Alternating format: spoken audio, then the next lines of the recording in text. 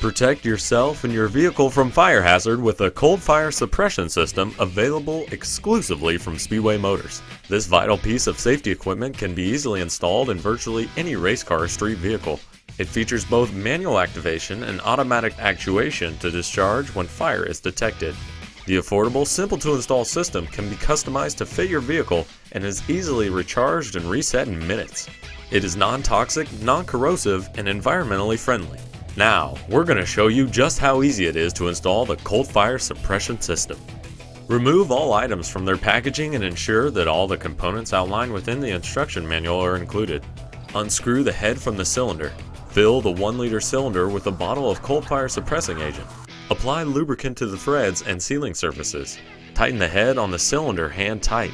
Then weigh and record the cylinder weight with the valve and shipping bolts installed. The cylinder mount bracket can be mounted two ways: flat against the reinforced metal surface using the 3/16 holes provided and 4 bolts, or by utilizing an all-in-one accessory clamp to mount the bottle bracket to a roll bar. Test fit the cylinder onto the bracket to check the orientation of the ports for the nozzle lines. Make sure they have a direct line of sight to the cockpit where both the nozzle and the detection tubes are to be routed. Once the orientation has been confirmed, remove the cylinder. Remove the shipping bolts. These bolts are factory installed to prevent movement of the piston during shipping. Remove the first shipping bolt and replace it with the male hex plug.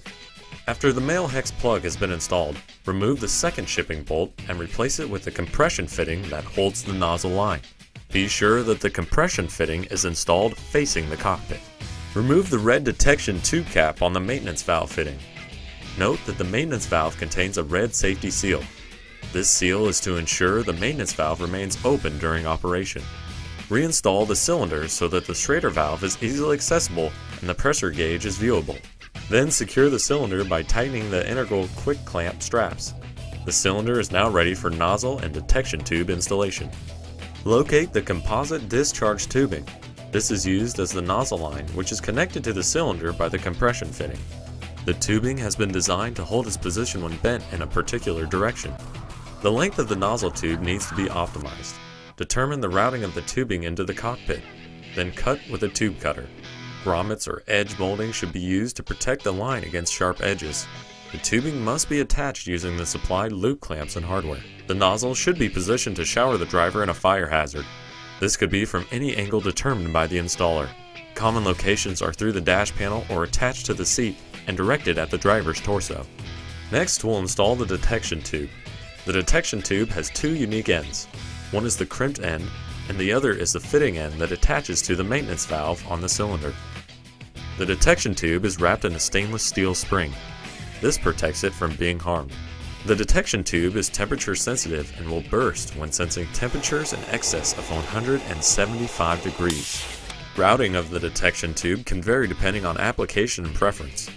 Route it throughout the cockpit, around the seat, within the engine compartment, or fuel cell area. Use the optional T-kit for multi-directional placement.